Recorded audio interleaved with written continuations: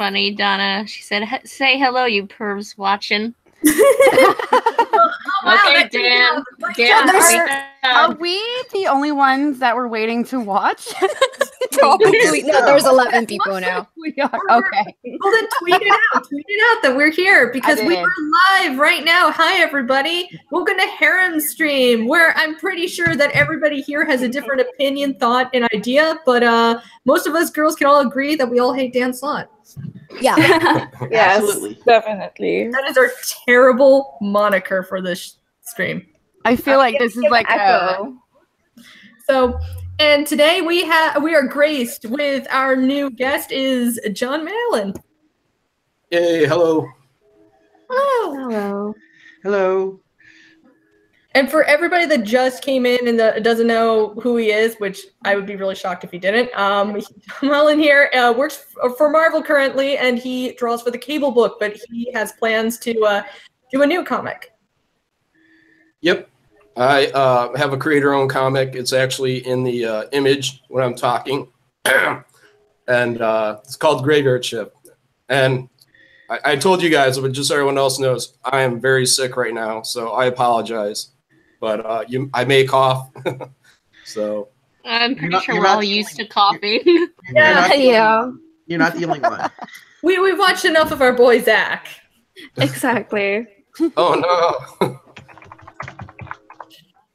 So we'll try and keep these questions as brief as possible so you can rest up your voice. But yeah, we do have a lot of questions for you today, if that's all right. Feel free. Yeah. Okay. And Mariana, I know you had some of the best questions, so why don't you start us off?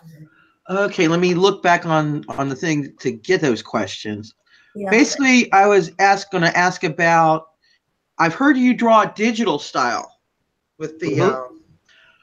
Did you ever draw traditional, like with dip pen or like Ethan does with the Copics? And if so, why did you transition?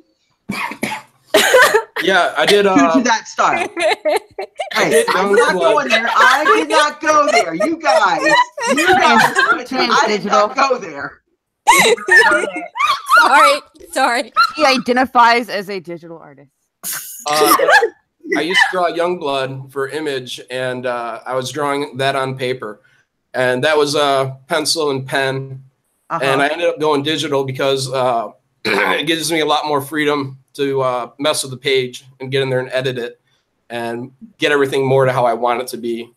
So it was just more efficient. Okay, yeah, because I draw traditional myself, and I can see the advantages to the digital. Yeah, and I can get proportion. Like I could be drawing a hand, and then I'll be like, that's a little big. And then in the computer, all I have to do is, do a Control-T or free transform on it, and I can get it tweaked around to wherever I want it to fit. So, that works. Same with I prone to drawing head small. So, do a little lasso, do it in large. So, I've seen that. That's always cool when people can do that really well. Like I can tilt it this way, and I'm like, man, I'd be too scared. Yeah, no, it's really liberating. And like right now, I'm doing paper commissions, and it can be difficult getting back to drawing, 11 by 17 and keeping everything in order. I find myself second and triple guessing decisions that in the computer I just do on the fly because I know I can always change it very quickly. Control Z. And it's undone. So, do you have any problems going from what's that? You're talking about going from digital to print. To physical. But what about from the physical to the digital? Yeah, there's certain differences. I don't think it's that difficult to transition. Most people now are drawing on like Cintiqs and whatnot. I still use a tablet. So, there's like the texture is different. And when you draw on a tablet, you have a little sense of displacement, but I've drawn on it so long. It's weird for me to look at what I'm drawing. So. Well, Cintiqs usually have a smoother surface. Meanwhile, sometimes I found out that the regular tablets, you can actually put a piece of paper on and use that to help A lot of people that are, like when you're traditional for a while and then you go to it, it just feels so. Yeah, it can feel like you're drawing on glass when I switched to tablet. And that was the only real thing. But once you get used to it, you get used to it. So. Oh yeah, absolutely. I wasn't able to with a regular tablet. I had to go with Cintiq so I could at least look at what I'm doing. And it's still not coming out quite as good yet, but here's hoping. They're always starting. Like I did start with a regular one, but now I've I like tablets where you can just draw them. It just really helps. Yeah. Yeah, personally, I'd like to get where I'm looking at it. Like Wacom, I believe that they had the Wacom Studio Pro, which is tablet size, but you draw on the screen. So yeah, that was something I was interested in getting into. Oh yeah, those things are pretty. Lottery time. Yeah, they're really expensive. John, we have some audience questions. American Swordfish asked you, what's your favorite SJW Marvel book? Ooh. No comment. Okay. From those books that got canceled, did you got to read any of those? Like America, Iceman? Did somebody put a gun to your head and Well, I don't know if you get the same deals as like Ethan got that you get every month a box with the comics, because Ethan did a video where he was like, oh, I have so many trade paperbacks that I'm selling out. I'm signing some and I'm gonna put on eBay for you guys, and then I can use the money towards like charity or something like that. Did you get the same deal working for Marvel? No, not at all. Yeah. Man, dude, it's so cool. But you didn't get to read any of those books though, right? I've seen all the trash that's going through them. I wouldn't support them. Okay, I see. We have another one. It's from DC Fans United. He asks if you have any favorite character in DC and your favorite character in Marvel. For the most part, I like icons. So I mean, and that goes through every company, independents and up. If I was doing a Conan book, I would be more than happy doing a Conan book. If I was doing DC, maybe. I think DC, if I had one book that I could do and then I would die, it would be a Superman and Batman book. So, Nice. Marvel, I mean, more or less, I'm an X-Man guy. But, I've stated before, I have a little bit of a patriotic bone in me. So, doing something with Captain America would be, something that I really enjoy doing. But I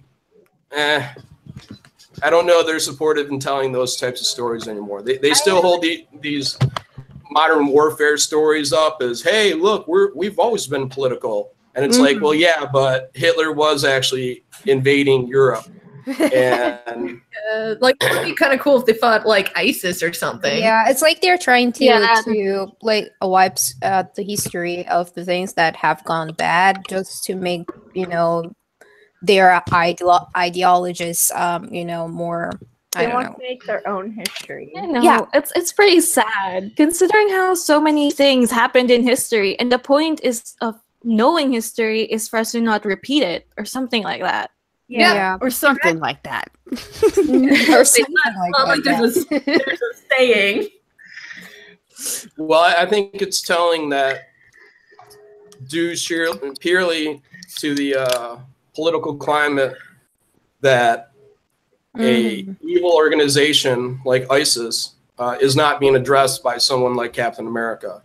Well, it could have been addressed in Ms. Marvel book, and it wasn't. Like, yeah, missed opportunity. There's so many things. Yeah, it was a missed opportunity with Miss Marvel, to be honest. I think because like she's a Muslim, there's a lot of things going on Middle East and Pakistan that she could have been told.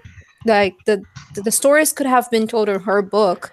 And it could be a health debate, not something that it's going after Muslims, but actually telling that some of the things that are going on are against what they believe. If it's that something that they do believe that women are good, and then the kids are okay, and then all the rest of the society on their eyes, but that wasn't what was happening. Yeah, it was everything's perfect and everything's great, but it's like, dude, can you talk about what are they called, the Kushner women or something like that? Or there's a bunch of women out in the Middle East right now that are taking off their hijabs and trying to be like, on Iran, right? Yeah, they're like, I want to be free. Okay, we have a couple questions or comments in here. We have from, let's see, Master Chudy. Let's see if we can find it again.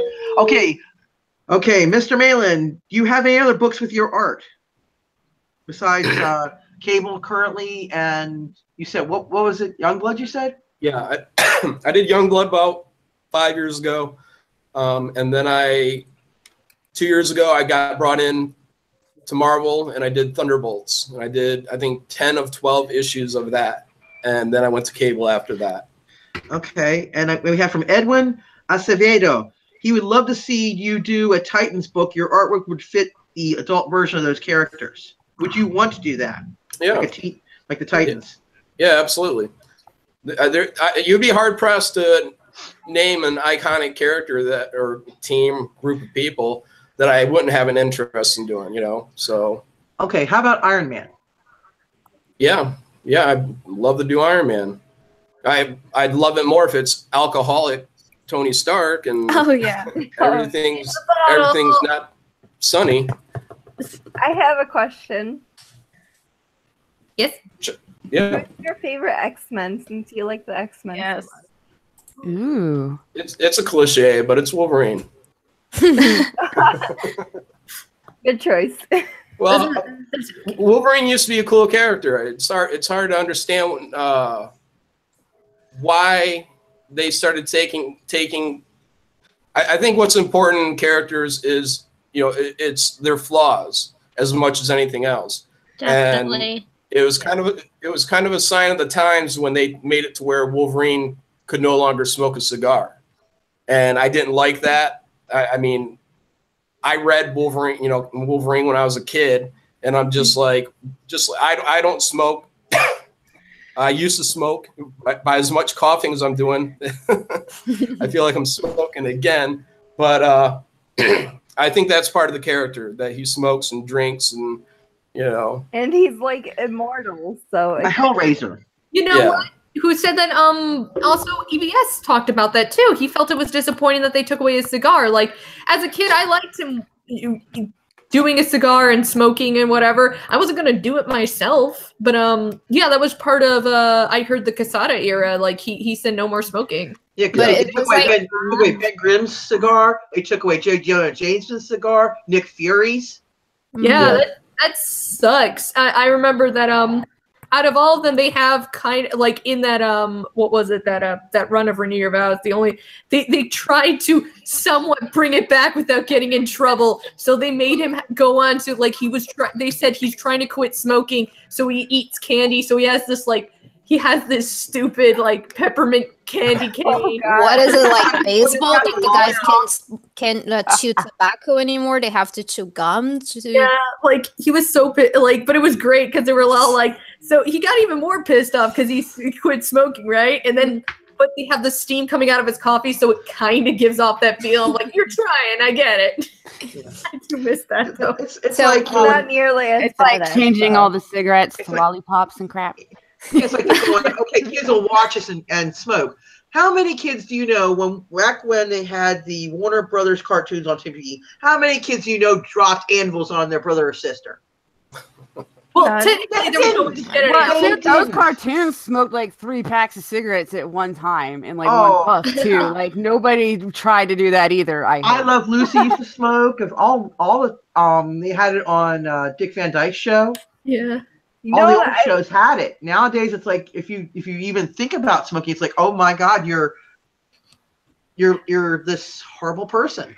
You're going yes, there are health risks, but still. I think like a character, it's okay to smoke.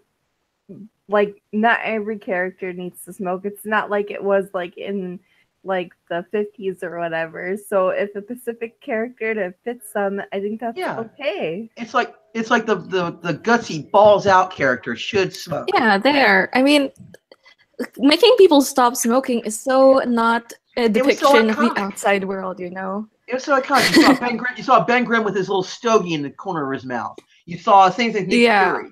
You saw it with J. Jonah, and you saw it with Wolverine. Exactly. And it's like that is like, okay, they're macho. They didn't care.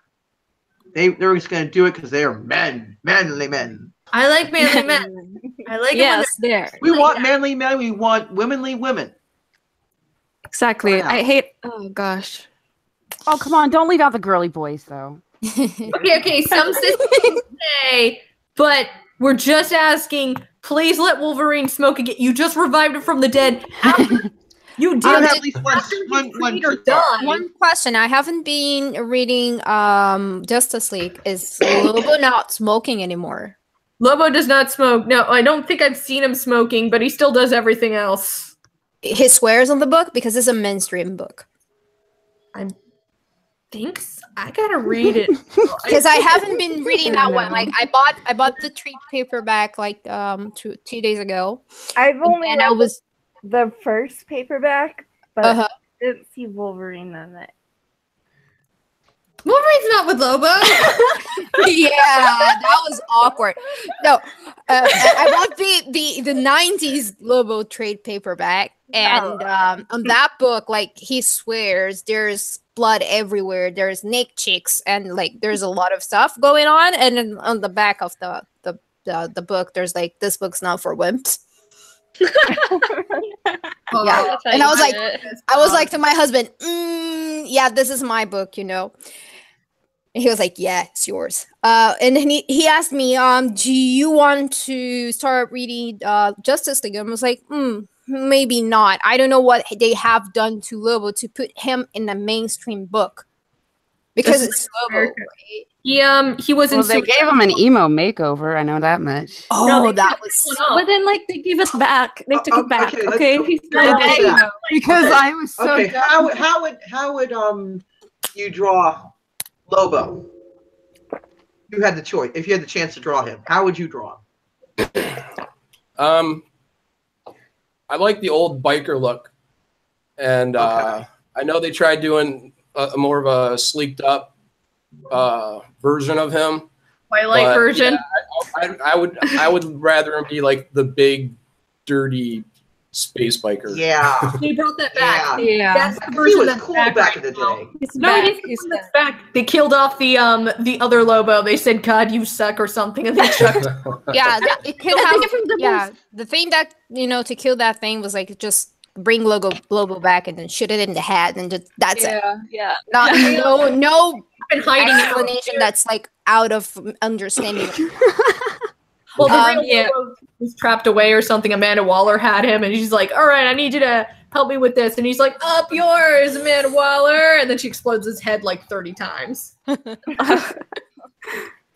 So, Malin, I got one question of mine, and then there's a couple more from people from the chat. So you did Youngblood and you did Cable. Have you got any information, like any relationship with Rob Liefeld to do the jobs you have done with the creations of him? Yeah, when I got on Youngblood, a few years before that, I was living in California, and I actually worked for Image Central, which is the creator-owned branch of Image Comics. And when I was out there, I met Rob, and I eventually became his assistant. Oh. And eventually I moved back to Michigan because California is pretty expensive. And a few years back in Michigan, he offered up Youngblood. And I was like, yeah, I'll do that.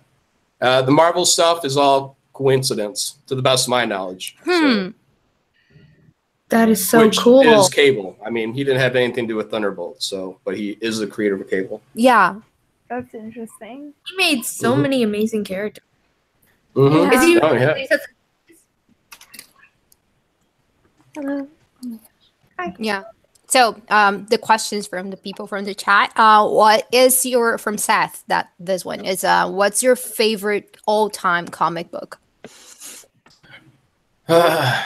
It pains me almost to say it, but because I do love it so much, but the brand has almost been tainted, and that's Kingdom Come Oh. with Alex Ross and Mark Wade. Yeah. Well, the thing is, like, when you were like, "Oh, Kingdom Come is so awesome book. I remember reading when I was a kid." Oh yeah, it's Mark Wade. Hey, Yeah, the names. But I'll give you one off the left field a little bit. That's a Batman story that I really loved as a kid. The covers were, I believe, Mike Mignola. I don't remember the writer, but the storyline was Batman, Dark Knight, Dark City. And I don't know if any of you guys have checked that out, but I would highly recommend it. It was just, again, as a young person, it had a lot of impact. It had a lot of like mature topics. In the story, Batman has to cut the throat of an infant. What? Yeah. Why? Yeah, he has to take a bath of blood. There's a whole reasoning behind all this, and when you you find out that Batman is actually being tricked in this storyline, it really built up a really nice view of what like Batman is, what Gotham is, because they treat Gotham like a living creature. Is it Elseworld? No, I don't think so. Yeah, I'm seeing yeah, it's like Peter Milligan, the cover says. Okay. I'm Yeah. looking it up on Amazon. It says Batman issues number 452, blah, blah, and then Detective Comics as well. So it's in the line. It's not off to the side. Nice. Well, no wonder it's pretty fucked up. It's Peter Milligan. Yeah. Yeah. There is another question from James. He asks you if you could do Iceman straight again without offending anyone. And I would, forward this question to the girls in the chat. If you were to make Iceman straight again, would you not offend anyone? Can you do it without offending anyone? Yes. I don't know if we could do without offending anyone because anyone can be offended. Okay, I true. was going to say it takes effort to be offended, and people love being offended. Like, But Okay, I would like to see him return back to his real roots. I think he there's could a lot at of least true. go as Exactly. realizing he's like bi. Yeah, If there. he's bi, that's fine. But just forcing it on a character. Yeah, you're like totally gay, and you were never in love with any of these other relationships. It's It's really really like he's It's like history only started in 2014 for Marvel. yeah. What the heck? But what I would do is maybe state because this happened with what alternate timeline Bobby, and then they're like it happened to both Bobbies. It's like just do a thing where that's not really Bobby. It's like a scroll or something that's meant to think he's Bobby. So that's why they thought Bobby was gay. It was like, oh, that's not Bobby. It's a scroll who's meant to believe it's Bobby, and the scroll is gay. Well, we could always do the classic retcon. It was all just a dream. He was having he was experimenting in his sleep. Yeah, this is why you don't eat nachos before you go to bed or something. And then we introduce a cool gay character. That's how we get away. We're like, we give you a cool gay character. See, now I know a lot of people in That has the the chat are personality. talking about not wanting or screw offending people, but you do have to remember you still want people to buy your comics. Like, You still want a paycheck. They kind of offend people. You do kind of have to think about your audience, but just remember who your audience actually is. Like, okay, I've got a question. Okay, how do you feel about putting little Easter eggs in your drawings? Like something that, if you're into the lore of the X-Men or whatever character you're drawing, that they would know. But most people will go, "Oh, that's nice," and the people who know would go, "Oh, wow, that's from such and so." How do you feel about doing that kind of thing? Do you feel like do you feel it's subversive, or do you feel it's like, "Oh, that's just a little extra nugget for the real fans"? I think Easter eggs are perfectly fine. I think if you're doing them with ill intent, I think that's a complete different story. Okay, now okay. The problem is too is that even when you pick something that is completely harmless, what they did when they picked that out of my artwork was, I mean, anyone that paid attention to that article would have seen right off the bat how great of a length that they were jumping to in order to try to tie me to the alt-right, because I put a Easter egg reference to a movie called Dark City, where it's clear as day that why I was referencing that, because the plot to the Pleasant Hill storyline had similar points as in Dark City, and that was this thing called Shell Beach, and so they tried very hard to tie me to the alt-right. So now if you do an Easter egg, I mean, you really have you have to be sure that whatever you're doing isn't banned, and you don't know if it's going to be banned after it gets published, and then you're still going to be held accountable for it. And that's what happened. Was what Bleeding Cool referenced for tying me to the alt-right was an article that was written 7 months after my book came out. And I had to pay a consequence for that.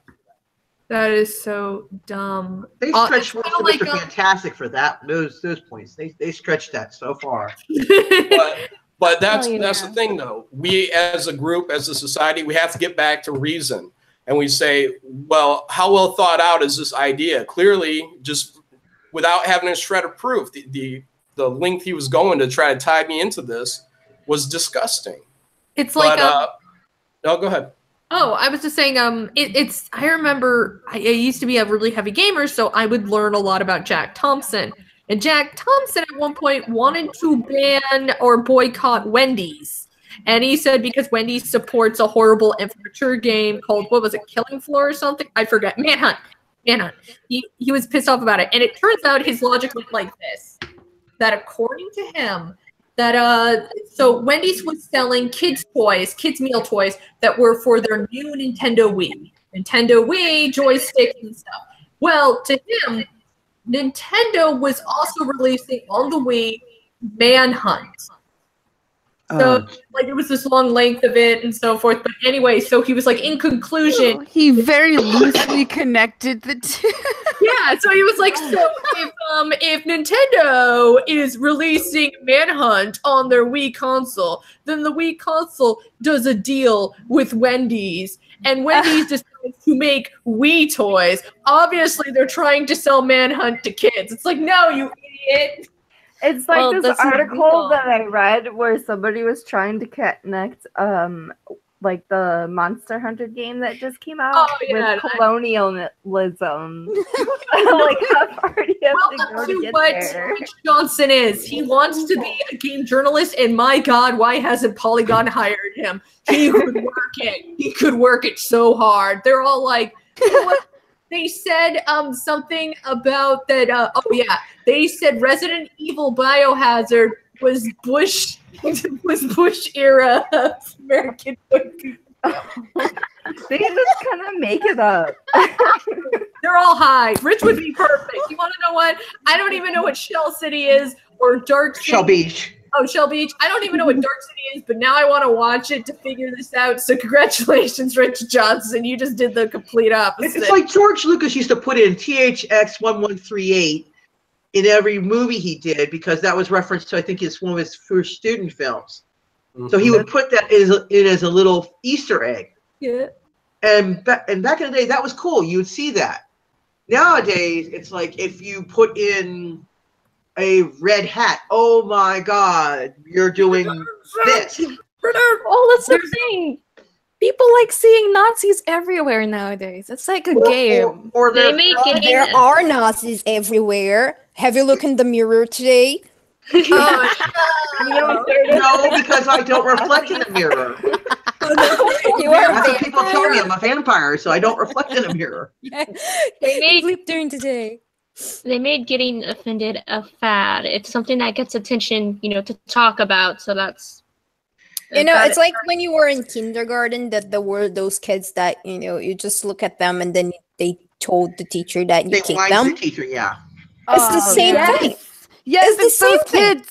And they're rewarded. They are those kids. I'm the one that's kicking them for telling the teacher that I kicked them in the first place. Well, you can't give it to them. But also, let's not forget that sometimes the Easter eggs can be a bit problematic if you get the wrong person. Like X-Men Gold? Oh, that was a great. Like he was saying that Mr. Malin was saying that if it's problematic, Easter eggs are bad. But he was doing innocent. Yeah, no, he was. But I'm like, and then they were trying to, I think at one point they're like, well, it's kind of like this guy. And I'm like, excuse me, did you just like reference the Jon Malin? It's just like the guy that did X-Men Gold and said, let's kill Kitty Pryde because of Jewish descent. And I'm like, what the heck? But that's okay because there's such a reach there, between me putting in Shell Beach and that being this weird alt-right thing versus a guy actually putting a quote from the Quran like on the T-shirt of Colossus that if you look it up, then it says something along the lines of Muslims should not align themselves with Christians or Jews in positions of power. And that's a very direct statement, and the intent is 100% negative. It's anti-Semitic, it's anti-Christian, and that's a home run for pushing your ideology and being negative in a book versus me just trying to make a reference to a movie from the 1990s. B sci-fi movie. They just want to get rid of you. That's the thing. That's why they're pushing it as per usual. Because I guess Rich is jealous that you can draw and he can't. I don't know, but but we need to really take that kind of stuff seriously because it may be laughable now, but where does this go when this becomes tsunamis on people?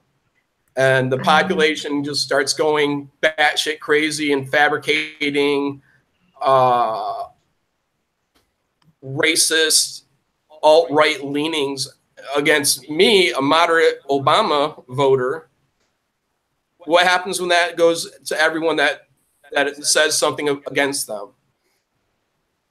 We laugh it off now, but when we get 5 years, 10 years down the road without any change, the comic industry is one thing, because I really think that 2018 is a very important year for comics. I think the retailers are, it's going to be survival of the fittest.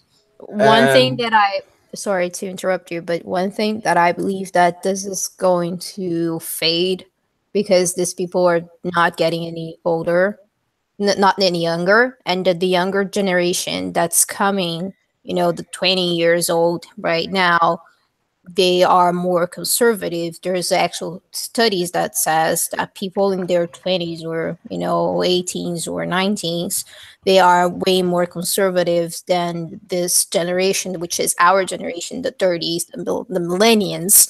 We apologize. Well, we are. I am so sorry. We are. Yeah, we are. Yep. We bred crazy. We're sorry. And I do believe that this will change because these people are, they are winning Darwin Awards because they can't keep up with the relationship. they can't keep up with a job, and they will be the next ones on welfare. And if there's still a thing called welfare, which they don't like homeless people at all, but they will be the ones in the soup kitchen line. And maybe not 5 years from now, like you're saying, like this can be quite damaging in a short run, but in the long run, they won't be the ones, voting in 20 years from now. They won't be a majority of people crying wolf on the internet, because they will be, torn down by the system. Well, I hope you're right. So Well, but then, that's kind of what I think. I think like 20 years from now, we're gonna see like the crazy SJW types just like sitting on the road spewing stuff about Trump and doomsday. No one's buying their crap. Yeah, it looks ridiculous. They're clowns. And they're really trying to like paste you and the others like EBS as like terrible monsters for no reason. It's like, he's a monster, look at my art instead. It's like, but their art is so much better. It's like, but they voted for Trump, and I'm like, good for them. I don't really care. It's like you guys are really suffering right now in America because Trump is the president. Like, there's no free speech anymore. Women are all out of the workforce, right? All in the year that Trump has been elected. That's right? Because that's what they show me on TV up here in Canada. Oh, America is just garbage because Trump. We're all back in the kitchen. Yeah. Okay, we got another question from the audience here. We've got Major Tom asking me to ask Mr. Malin, have you seen Heather Antos throwing some shade at Rob Liefeld on Twitter? Oh yeah, and if so, how do you feel about it? Yes, I did see it. It was just recent, and I think it really just shows the mindset that some assistant editor can get up and say something.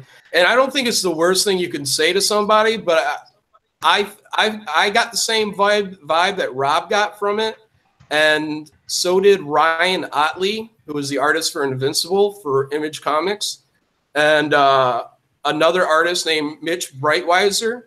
All of us read it, and all of us were like, "What? Like, who the hell are you?" To me, what she did was complete disrespect, because if you take out the name Rob Liefeld and you put in Jack Kirby, all of a sudden now it's like, whoa, whoa, whoa. But because it's Rob, she thinks she's going to be able to put a little bit of, crap into her statement. What happened quickly? I didn't know, because I actually did not know. I knew she was bad mouthing EVS a little while ago. So wait, she was. I'll have to hunt that down. Yeah, you'll have to get the tweet for quote. I saw it. I can probably pull it up. But she did quickly try to clarify or apologize and clarify. But yeah, no, she did it because she realized she was getting eaten. So tell me what she said so I can go kick her butt. I'm not going to really kick her butt. I'm pulling it up right now. Let's see. And then did you see what I said, Malin? About don't take the word of 30-year-old women who act like teenagers, and I can get away with saying this because I'm not a guy. Like this. Not all women are like that. You can't prove it. You should show your boobs on the internet to prove that you're a woman. Yeah, Dan Soderbergh announced there. Right, Piper. People out there if I showed my boobs. He's already announced for men. Very sweet. Okay, I've got the thread. Hang on. But okay, speaking of that, I got how do you feel about the trend to not draw curvaceous women in comics in Marvel comics? Right now, it sucks. No, I'm asking. I think about that as I think about just about everything. Right back to Iceman being gay. I think there's a spot for everything, and I think, like example, Carol Danvers. Captain Marvel, used to be in this very curvy figure type character, and then became, the kind of genderless mohawk thing going on. And I'm cool with that. That you could have a girl that looks like that, but it shouldn't be Captain Marvel, because she's already established as this, you know, kind of sexual looking character. But if you want to have the, you know, the more flat chested or boyish figure on somebody, I say that's okay too. But don't do that to Miss Marvel. And I say that with Iceman, in that, look, I mean, there's a lot of people that have literally put their lifetime of comic book reading into this character, and they really feel that it was done as a smack to them. And it's hard to deny that when all they have to do is go on the social media feeds, and the creative teams and the editorial will pretty much tell you, you know, they're pushing a hard agenda. So I want there to be gay characters, and I want there to be flat as a board chicks out there too. You know, just do it intelligently, and everyone can get some representation. But it's the delivery vice. And when you feel the only way for you to deliver these messages is take something that somebody holds precious and pull that character out of them and shove someone else in that costume and say, well, this is your new fill in the blank. Now you will love him as you loved the previous. And, he's gay, you know. You know what I'm surprised by is that, like, these people, I've just started reading comics, so I don't know much, but these people who have been, like, reimagining these characters as something they're not, and there are so many characters that actually fit what they are looking for. Why not use them? Exactly. A bajillion in Marvel. They want the points for themselves. It's Yeah, like, they do. It's like with the Blade thing right now. They want to say Panther's the first black superhero movie. It's because they want it for themselves. They don't want to acknowledge the movies that came before. Like Blade. Yeah. Spawn, Blade. Mirror Man. These were highly successful films. But they want it for themselves. The points for that. They're like, look how woke we are. It's like, I was Exactly. I'm reading Detective Comics, and I was surprised that there's like a black Batman, like Batwing. I didn't even know he existed until now. Oh no, Batwing. Oh, Batwing. Yeah. I didn't know either until I started reading last year. Oh, yeah, he's cool. And he's actually part of the mythos, too. It wasn't like, we're just randomly going to put him in and kill off real Batman. It was like, no, it's that son from, you know, that movie, The Dark Knight, that everybody likes. Yeah, it's that guy. Morgan Freeman's son. What? Sorry. Jon, there's one more question that I didn't ask the last time I was talking with you. So American Swordfish asked you another question about what are the artists that are your inspirations? The Image founders, Rob Liefeld, Todd McFarlane, Jim Lee, Will Spertasio, Mark Silvestri. Those are the main ones. And, you know, some of the people that came on after them, I like Brett Booth, Greg Capullo, Dave Finch, Travis Charest. But McFarlane and Liefeld are really my kind of big two. Everyone else went into very detailed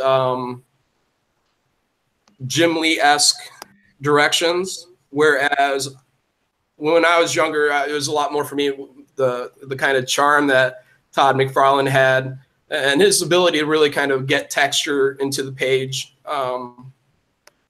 And Rob's just intensity. So I stuck with those. They're really kind of the manga guys of Marvel. Yeah, they really are. I've always noticed that they have a very big eye kind of style. Yeah, talking about manga, someone asked me to ask you a question in the chat, but that should be asked by Piper, but that's just being quiet today. I think she hadn't had her drinks yet. So I'm going to ask on you. My first one, yeah. I'm trying not to interrupt anybody either because there's actually coherent conversations going on. Piper, go ask the question. Oh, yeah. So the same guy, American Swordfish, asked you if you have a favorite hentai. Oh, I should have asked that, huh? Yes. I'm trying to add it today and not be perv, but you guys can't have it, right? No, Somebody we're needs to free. step It's up gotta and be happen. the pervert. Does Mullen Okay, even know what okay. hentai I've is? got a question Oh, here. hentai. Is that Yes. what you're saying? What is Oh, your favorite I thought you said hentai? hand tie. I was like, No. what's a hand tie? No. I don't know. Does Gantz count? You know, Chance has enough sex, so you want to Okay. It doesn't count as one, but if that's what you fap to, by all means. Sorry, it's my accent. I'm sorry. Let's say I'm doing that, but that's one of the things that manga is really great in, is that they can really up the violence and the sexuality and all that stuff, and the audiences are, able to get geared into things that are more into their likings, or and Gantz is the work that I've seen in that, just it blows me away. I mean, the modeling, just the surrealness of the art. And if no one's checked it out, check it out, or just do a search for it in Gantz, Gantz, I believe. It's a good series. I was gonna say I have it on DVD in this little black ball thing. It's kind of cool. It wasn't my favorite, but I love that concept in the story. I was like, wow, this is like really immersive and realism. Like they did some really cool anime like realism kind of thing. I don't know how to explain. Okay, we've got another question, and I know, Mr. Malin, you don't like to bring in personalities when it comes to certain controversies, but how do you feel about Ethan Van Sciver leaving Twitter for, taking a break from Twitter? How do you feel about that? I mean, it's all up to him for sure. And but I wish people wouldn't, because what I am afraid is going to happen is that basically everyone's going to be in their own echo chambers, and it's going to be just the voices you want. I think it's stressful to be on Twitter, but I even in the last couple of days, I've been sick as a dog. I'm just really kind of catching up on everything today. But I'm aware that some of the YouTubers are saying, "Oh, we're going to quit Twitter too," and it's like, no, like there's a battle to be fought, and it's on Twitter. It's not on YouTube. Yeah, you missed it. That one night I ranted at one of those YouTubers for an hour straight. YouTubers are really saying we're calling it quits? What a bunch of babies! Yeah, the industry is not going to follow people to Twitter, or I'm sorry, to YouTube, unless they're EVS. And EVS is not going to go balls to the wall like other YouTubers are on the negative things in the industry. So if people want to have a voice on what's actually going to happen with comics, you got to do it on Twitter, because that's where the editors can be touched, and that's where they can be exposed.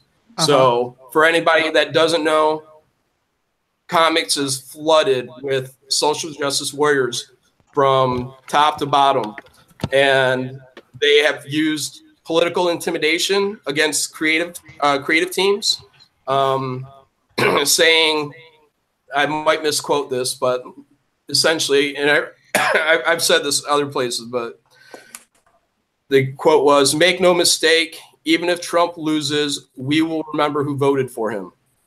Yeah, I saw that. Oh, I hate that so much. That is terrifying. And if I can add that the editor who said this, their identity is known to their supervising editor. He's confirmed that to me on a phone call. And a certain company has not taken any action against this person. So okay, that's a threat, and that should be like taken to the HR or something like that. Yeah, like you can't go. Yeah, you can't go recanting because of someone's vote. That reminds me of like this meme that says like, oh, when I have children and like, you meet other parents to have children to play with each other, I'll ask you who you voted for in 2016. Oh, I saw that too. I feel sorry for their children. Yeah, exactly. Question. It's like it's kids. It's like let them play. Yeah. We have another good question. Another good question from Major Tom, and he's asking, will you be talking about your rejected ideas like the Invaders on Twitter more? Will you be putting up other things like that you wanted to do but couldn't for one reason or another? Will you be doing that again? Most are my pitches. I mean, I can always argue a reusing of them somewhere in my life.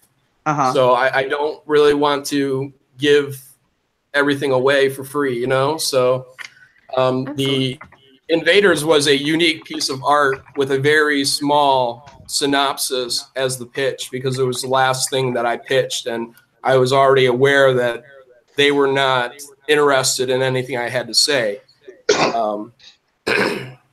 So yeah, I probably won't be sharing a whole lot of the pitch stuff, but I am doing a YouTube channel, and I'll be doing commentary, and I'll be covering my cable. Nice.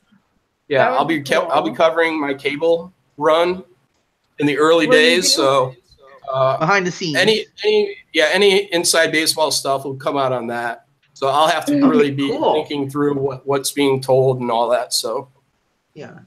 Well, you do have to draw stuff like EVS. How to draw a cable? Yeah. Oh, yeah. That'll have tutorials and stuff for sure. Mm-hmm. Oh, great. I have a That would be question. cool. Can I say my question? Sure. Yeah. Hello. Go for it. Oh, sorry. So, Mr. Malin, how did you get into comics? Well, I've always been into, you know, I was a kid in the 80s, so Saturday morning cartoons and G.I. Joes and Transformers and Voltrons, and those were always pretty big. There was Spider-Man and His Amazing Friends. Comics were always on my periphery, but I had to get hit over the head with them in order to like put two and two together.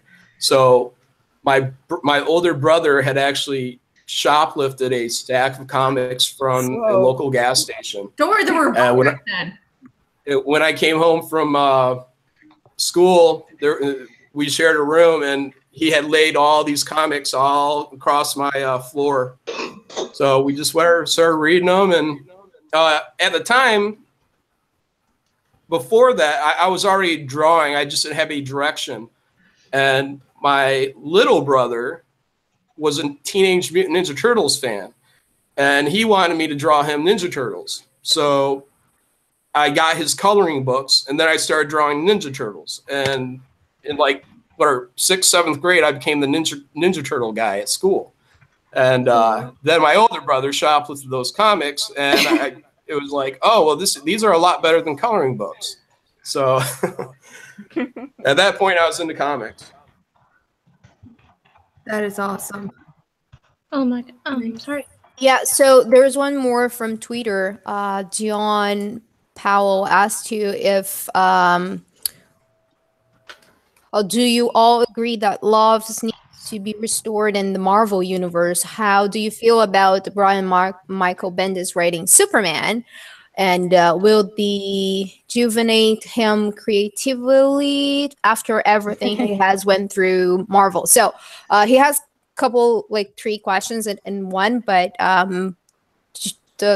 we can separate the two of them. Like one is Brian Michael Bendis taking over Superman in DC, and the other one's like, do we need love back in Marvel? Not a straight love, like straight couples like Mary Jane and Peter Parker. Let's start with Malin. If you want to take this. Yeah, I mean, I hope he can do some good stuff with Superman. I saw one headline on this, and the first thing was about Bendis bringing Superman back to his Jewish roots, and yes, there's definitely the Jewish roots, but I don't see why the identity is already the thing. You know, it's like, oh, well, let's link it to this. And it's like, well, you don't have to, because Superman, you know, is a metaphor already for everything that has been bad for the Jewish people and the immigrant story and all that. But so how he brings these back to Jewish roots, I don't know, because he seems to be an identitarian. Did he really say that? I thought that, like, I've never seen him like. What, does Bendis say that? Yeah, did Bendis say that? I don't recall. Yeah. Oh, yeah, let me pull it up. Oh boy. Oh no. What? Bendis, but I'm pretty sure he's. I'm almost certain that he's Christian in the stories. I'm pretty sure. Isn't it? Superman is what I've seen in the stories, don't like know. the marriage and things like that. He was a Christian, but then the creators were Jews. Yeah. My point is that right now I don't think any of that needs to be highlighted. I think that what needs to be highlighted is the goodness, the moralness of the character, and Superman. Why do you have to single already start throwing up walls on something? He's a Boy Scout. You don't have to. Yeah, that's what I was going to say. Like, it doesn't matter the religion of Batman or Superman. Although there was something that Chuck Dixon said on AVS streaming that every other writer writes the character thinking of their religions but like a background, but it's their idea of the character, not what the character really is. So Batman being a Catholic or not, it doesn't matter. It's just Batman, but he has never been in the pages of the book. It's just not Catholic. Yeah, well, that's what Chuck Dixon says. Okay. Like when he was writing Batman, for him, Batman was a Catholic, but Batman is not a Catholic, right? But for him as a writer, writing the character, that's what he thought as a truth to himself. But he never put that on the pages of the book. You don't have to. You don't have to. Bendis article is on CBR. The title is Bendis signals a welcome return to Superman's Jewish roots. I thought they were talking about. It can be taken two ways. If he's saying going back to the Siegel-Schuster days, yeah. Sure. Yeah, sure. But if he's signaling, we're going to have him going to the synagogue once a week and not mixing meat and dairy, It's like I don't think it's going to be 100% that way. So I'll give it all benefit of the doubt for sure. But again, for someone that is tend to doing identitarian politics, for the first thing they're talking about getting on there is Jewish roots, and it's like, come on, the climate is not needing any more heavy-handed stuff. Just make some good superhero content. Yeah, well, the thing is, like, for Superman, it doesn't really matter, and it shouldn't be mixing things up. All I want is that we keep John Kent, okay? I don't want from Marvel. Marvel likes screwing up my relationships, okay? All I want is for Superman to say truth, justice, and the American way. Please do not take away his flying ability. Oh, okay. How do you feel about with Marvel tending to not focus on heterosexual relationships or marriages or what have you? How do you feel about that? I think there's been some disrespect in things like One More Day. When I was reading Spider-Man as a kid, again, I'm from the McFarlane Spider-Man, so he's my Spider-Man, and he was married to Mary Jane, and that was that. And I never I never saw the purpose in dissolving the marriage.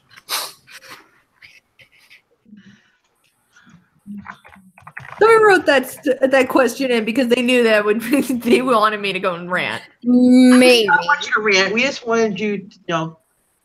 We know how you feel. We know how you feel. Just like how I feel about Iron Man. So that's stupid month. So you will have to talking about Iron Man, Mariana, I wanted to ask you, how do you feel about Nick's about Dan Slott going to Iron Man?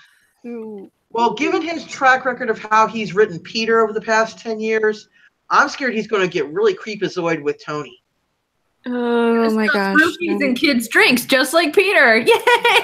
Yeah. I'm going to give him the benefit of the doubt, but if he really messes with Tony Stark, because I've liked him, and I'm going to give my age here. I've liked him for this year 40 years. Well, he was the eye candy. According to Stan Lee, most readers of Iron Man were women. And from what I'm gathering, Stan Slott, he doesn't like girls. It was the mothering aspect because he had the heart problem for years. It was also, he was hot, he was rich. That's why but I liked it because of stories. He was hot. I will admit, he's my waifu. He is my waifu. So, but he had really good stories back in the day. Still, up till let's say the past couple years, that adoption thing is nutty. The decade was not kind to him either. No, it's not been kind because he is rich, white, male, straight, capitalist. Now, I'm going to say this. I don't think it's a heterosexual romance that they have problems with. It's all romances they have a problem with. I've even seen the gay character. Oh, it's Hispando. Healthy relationship. Hispando for the minute. Yeah. Okay. Hispando. Everybody. Like healthy relationships in general have been demonized in Marvel. Yeah, it's like none of you can date because you're all superheroes. It's like even the gay ones, especially the gay ones. Oh, thank you. Why? I swear I'm waiting for what is his name? North Star, like his husband to die in a random Civil War 3 because of course a black man must die in order to Civil War. You know this. Damn. Why are they even focusing on North Star and his boyfriend? I mean, like, they're already there. They don't focus on them because they're married. And don't forget, marriage is evil. Yep. Oh, God. Yeah, there's one more question from, I think it's Madamax. Yeah, Mega Gear. Sorry. He asks you if you think that John, if CB Cebulski will help to get rid of the SJWs at Marvel. I don't know what his plans are. I don't know where he leans politically at all on this stuff.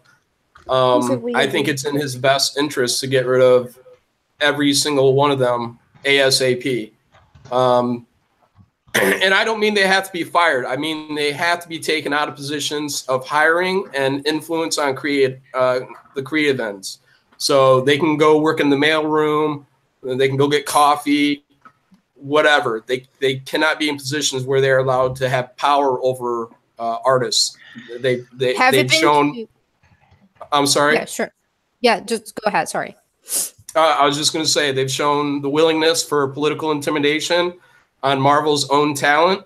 They've shown willingness to allow Editorial to be openly biased against white men. And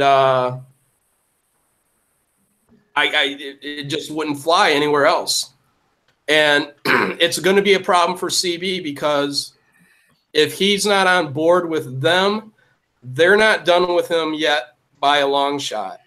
And what they're going to do is, and this is referring to the Akira Yoshida stuff, the cultural appropriation, yellow face they've accused him of. Mm-hmm. And what they're going to do is they've already struck once, so they're going to wait for the political climate to rise again.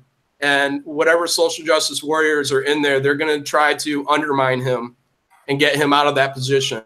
Oh, shit. This sounds insane, but totally true. What's going to happen? I think it's perfectly clear that's how it's going to go down. So they do not forgive or forget. So do you think that Disney has any power over the, editorial at Marvel and the creative development at Marvel? I think editors are pretty much writing the books right now. I knew it. Oh. Well, yeah, but do you think that Disney has any power over Marvel at all? I think the problem is probably that it's not just a Marvel thing; it's an ideologue thing. Mm-hmm. So we've seen this SJW culture spreading through all forms of media.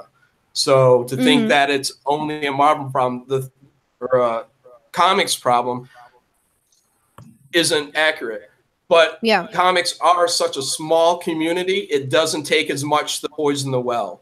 So I mean, you have whatever, 15, 20 editors.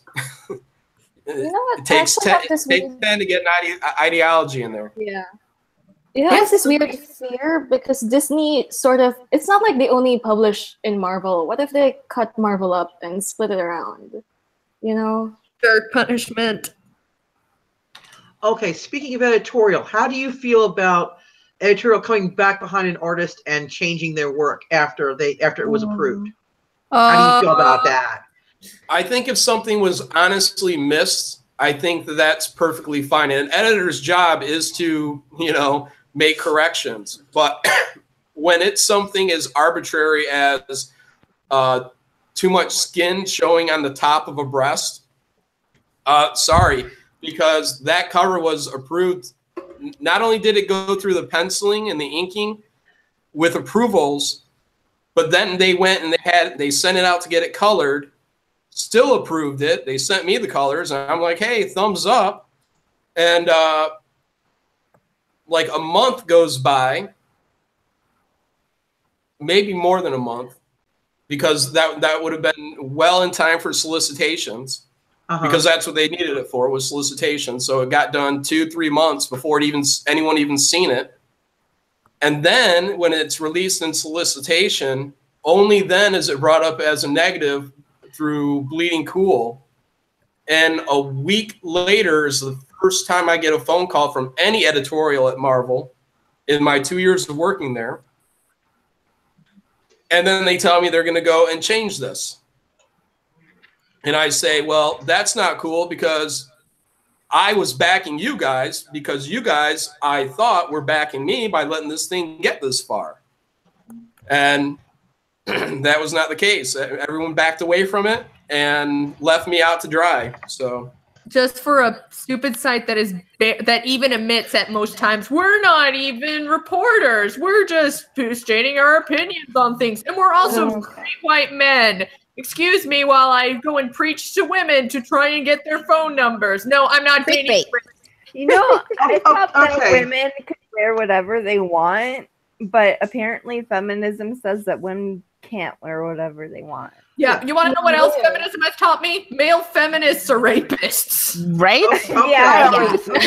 Being a Or female pedophiles. Okay, Yeah. with that cover. Being a female and an artist, the only problem I would have just raised the fabric on her shoulders a little bit more, because it felt like it was going to fall off her shoulders. Yeah, but the chest area, no problem. I was like, that's cool. It's a cool costume. I wouldn't wear it myself, so but it was cool. It was cool. I agree. I was like, that's gonna fall off. It's like we gotta move it a little bit. Just move it up the shoulders. That's the only thing that had to be. Maybe I would have have like changed, some tape but not under covering there. up the boobs. I mean, come on. Allow your titties, because we don't see them that often anymore, and even the girls like titties. We like it in proportion. Some of us have titties and don't mind not being ashamed about them. Like Exactly. feeling like our body type isn't We like our allowed to beefcake be too. Come on. in our entertainment. Sorry, and here's my point of view. My point of view is that retailers are going out of business all over the place. And we are, as an industry, we are taking fewer and fewer risks. We are becoming more and more politically correct. My job doing a cover is to get something that will stand out in a sea of 50 other titles every month it comes out. So when I drew that, and I drew those breasts exactly how I did it, I knew it was going to raise an eyebrow. When it got through editorial in the first place, I said, hey, maybe I'm misjudging this. And then it gets through coloring, and I'm saying, hey, this is pretty cool. They're backing this. Maybe they're like me, and they're saying, we need to sell some books. Now, keep in mind, the book that we're selling is made for a very specific audience. It's cable. This is the white male patriarchy, big gun, muscle-bound, testosterone-driven man flesh. So You can still smoke cigars. He smoked a cigar. Yeah, but the difference between the guys and let him finish. Yeah.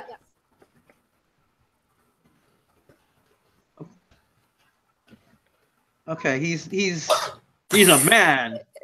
What happened? Yeah, so when I did cable, I actually, the cigar comment, I did because a lot of times you think that a rule is just kind of a rule, and you may not know. And because the Wolverine thing happened, whatever, a decade ago, when I drew my first issue of cable, I'll be showing that in my YouTube video thing too, but I actually drew a page with cable, and he's lighting a cigarette. So it was edited out. So that edited by me because they saw it right away and they said, John, we can't have that. And I said, okay. So I'm not I'm not listening to people. You know, I understand there's rules that need to be played. And but when there's a definite agenda behind it, then that's where I'm like, look, we're trying to sell books. We're trying to save retailers. We cannot do this if you take a book like Cable and you start cutting it off at the knees. This isn't Squirrel Girl.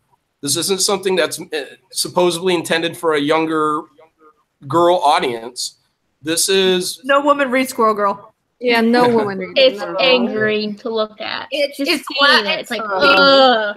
Only children read it. They do things that just make me want to.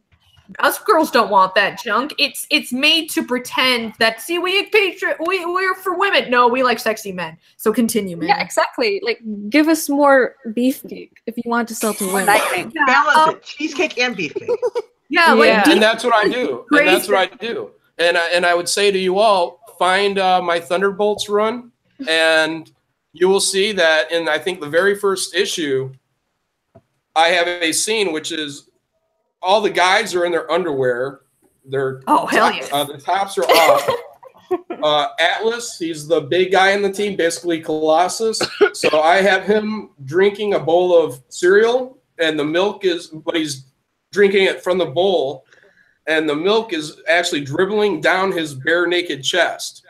So go on. You know how many complaints I had on that? You had complaints on that? No, I had zero. Nobody complained. John, this is like a wish for the girls and in the Harem chat. Please make us a commission of Dick Grayson. Dick Grayson, yes. I'm sorry. Yeah, there you go. Too excited. Okay, here's the thing. I might do it in a drawing tutorial. So, but it'll be digital, so you'll just have to enjoy it from the computer monitor. Okay, but no, I am an equal opportunity offender. So when I sexualize a woman, I also will not hesitate to sexualize a guy. And if they're going to sexualizing the women, I'd rather just sexualize more men then. Yeah, if you're gonna do a sexy woman picture, then obviously you have to give us something else. Like, let's say they did a Mara picture or whatever. It's like, time to put out the Dick Grayson's ass. Come on. Give me some sexy Green Lanterns. Come on, boys. That's what it should be like. Oh, and I did the same thing in Cable. Yes. I had Shatterstar with no shirt, Cable with no shirt. So and this is after like a shower. So they have towels wrapped around them. Yes. Sorry. Don't mean to be creepy. I'm just like really excited, okay? I miss that. Does not be every stream. Oh, I would like that sticker. It seems like the artists nowadays are ashamed to draw beautiful people. I love drawing pretty people. They're pretty and fun.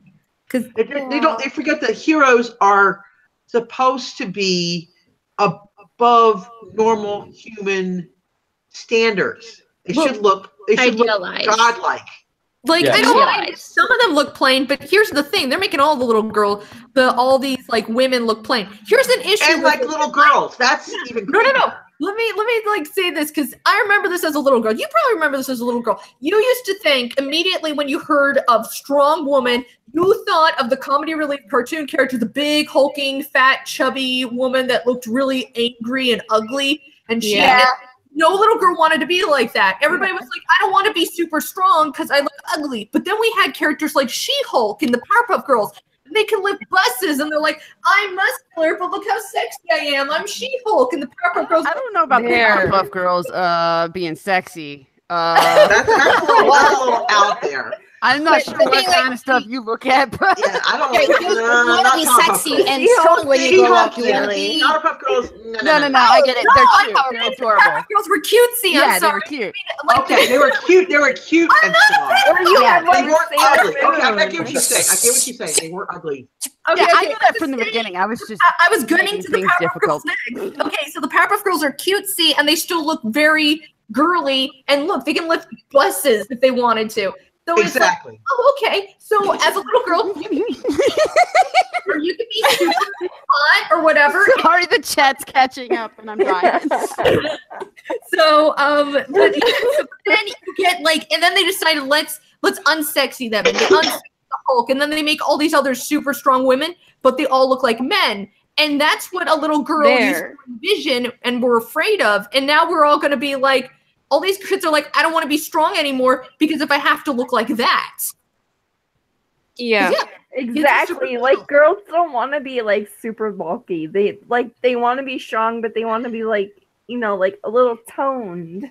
yeah. I remember when I was little, it was always like a woman named like Broomhilda or something. Yeah. Yeah, like she even had like whiskers Like on her Matilda, face and right? shit. Like basically to be strong, you had to look mostly like a man, but with boobs. Remember Matilda, the movie?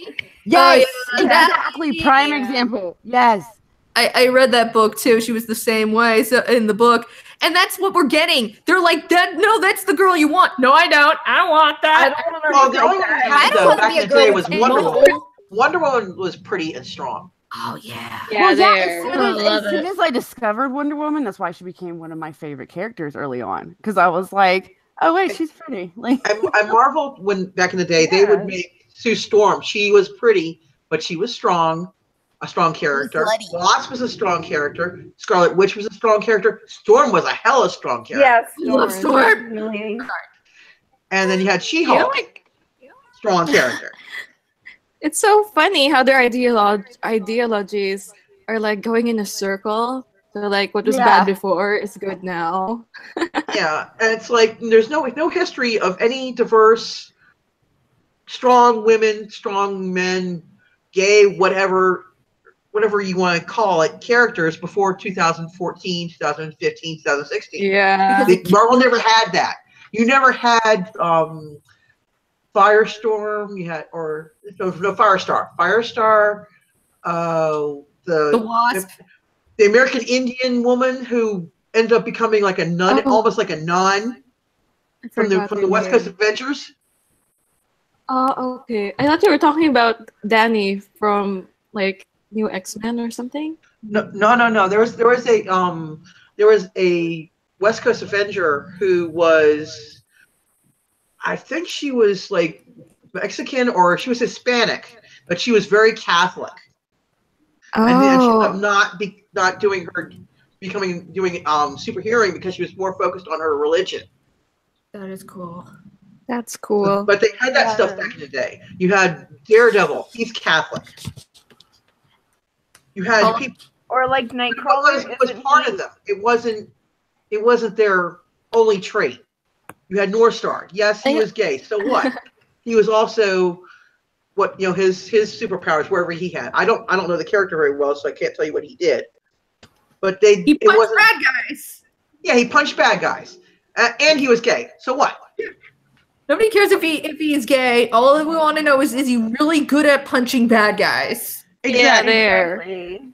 So, Malin, draw North Star punching bad guys. Remind us of Yes. you go on.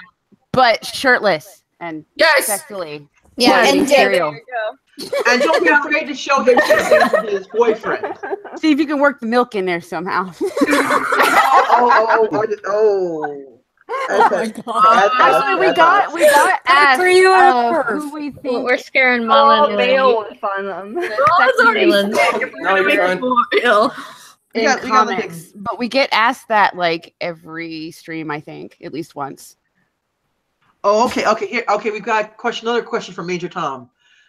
Your opinions, Mr. Malin, on artists switching every 4 or 5 issues in a run and no long-term artist loyalty. How do you feel about that? Is that something that's like in your quote contract, or is it just something that you just do 4 or 5 issues and you're gone. How do you feel about that?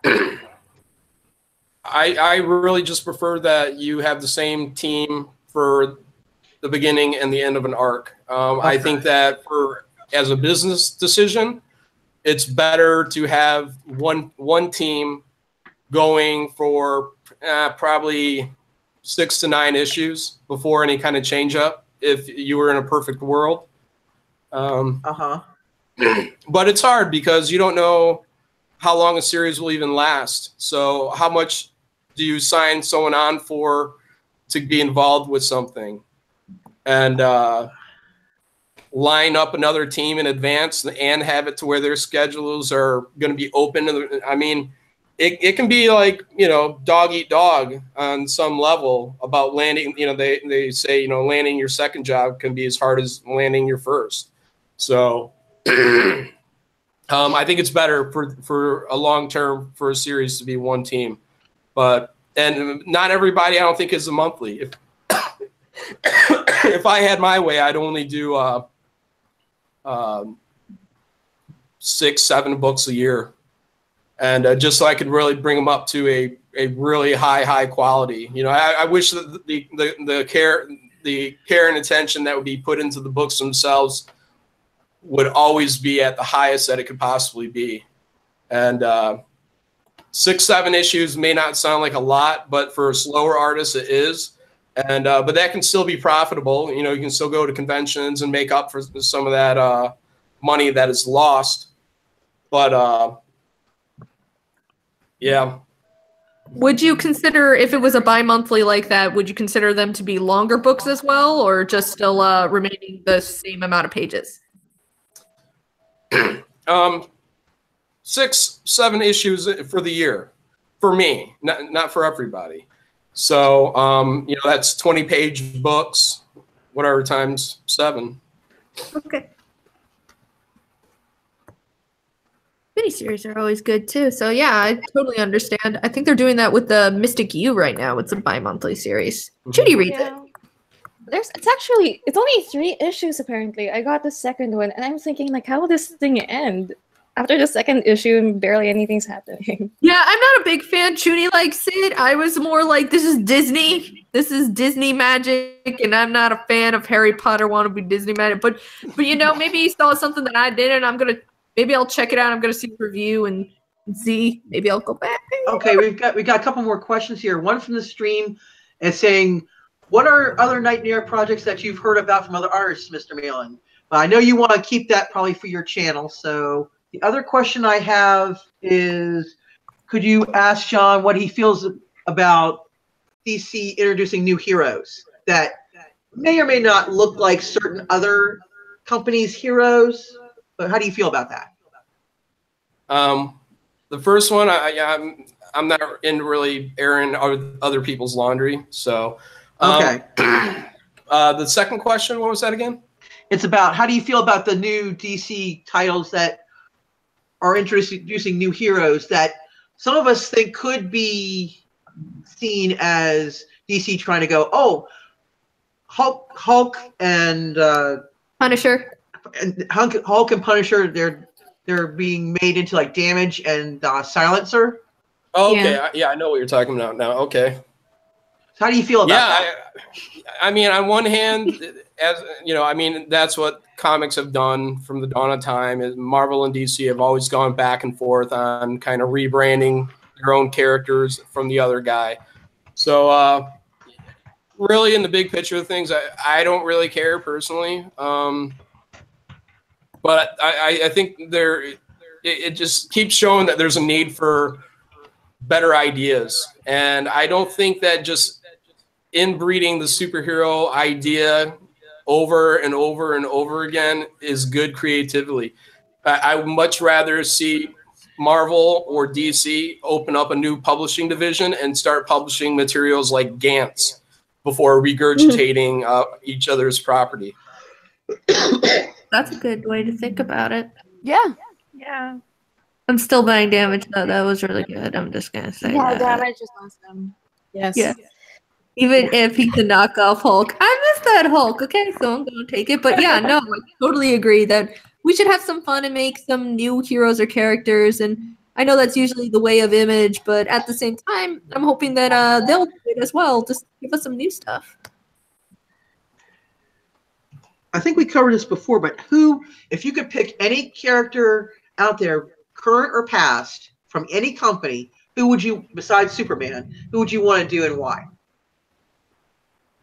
If I could do any character. Any character. Besides Superman. Wow, Let me see if you want to do Superman.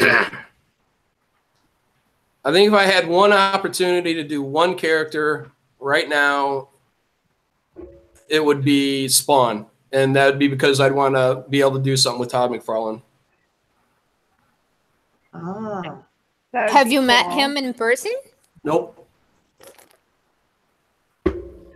I've seen him in person. I have not met him in person. Okay, now we have one from Godzilla. Okay, 2 questions. One, Godzilla wanted to thank you for retweeting his meme of Wolverine punching the Antifa guy. We want to thank you for that. And number 2, what do you think of Gail Simone writing Domino? I don't know. Good luck to her, I guess. Yeah. Okay. Wait, if she's going to Marvel, does that mean she's going to leave Batgirl? Or maybe she's dual. I was gonna say she's always kind of bounced between the two. Yeah. Okay, but Neil Adams used to do that. He would write for Marvel, write for DC, bounce back and forth. So, but I think you're not allowed to write for them both at the same time. Is the thing. She's not writing for DC. She's writing for Dark Horse, and then she's writing Batgirl. She writes for DC, yeah, and she's writing Batgirl. Who buys Batgirl? Nobody. I know, right? Nobody reads Batgirl. She's way better at writing fantasy, from what I hear. She's really good at writing fantasy, but she's terrible at writing real life things. So it's like, don't write that. Well, we'll give it the benefit of the doubt. Batgirl's not real life, no wonder. Give it benefit of the doubt. It's like I'm giving Dan Slott benefit of the doubt. I can't believe we're giving him benefit of the doubt after what he said. I'm going to give him benefit of the doubt. But if he messes with Iron Man really bad, it's going to be like, you'll hear me on the moon. Well, I was skeptical about Bendis before, when I heard that he was going to DC, and now that he's making identity politics and making Superman being circumcised in DC, I'm not sure if I'm.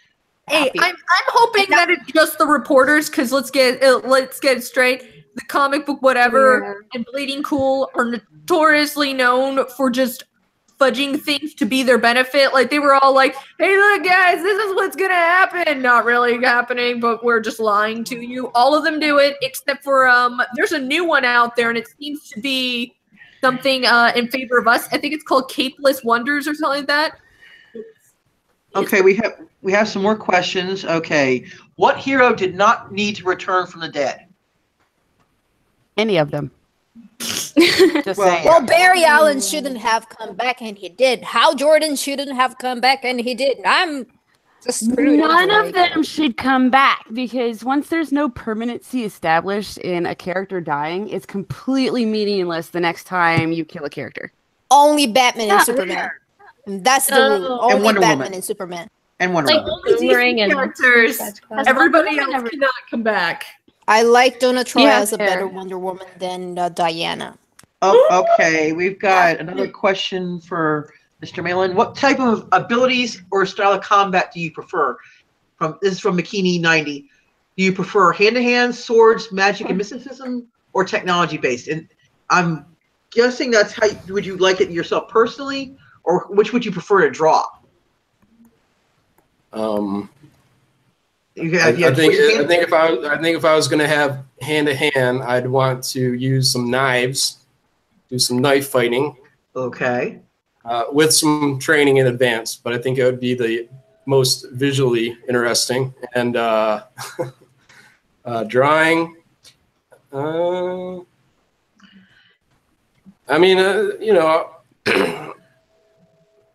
High capacity handguns.